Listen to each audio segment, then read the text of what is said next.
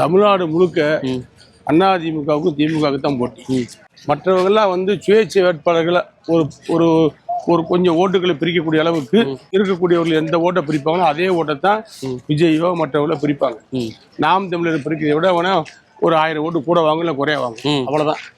ஜெயிக்க போறது அதிமுக தான். இன்னொரு பக்கம் விஜய் முக்கியமான விஷயம் என்ன சொல்றாருன்னா, நான் வந்தா கரப்ஷன் இருக்காது, மக்கள் பணத்தை ₹1 கூட தொட மாட்டேன்.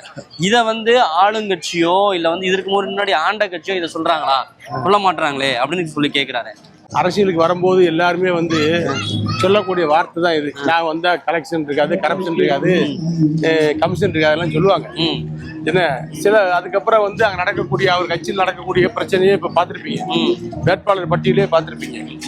சொல்றதுக்கு நல்லா இருக்கும். செயல்பாடு பண்ணும்போது அதிமுக தாண்டி மிகப்பெரிய ஒரு கட்சியெல்லாம் இவ்வளவு தொலை கட்டுப்பாடாக கொண்டு போக முடியாது. அவர் என்ன இவங்க அந்த மாதிரியான ஒரு வாக்குறுதி கொடுக்க மாட்டோம். நாங்க வாக்குறுதி கொடுக்கணும். எங்க என்ன தப்பு நடந்துச்சு?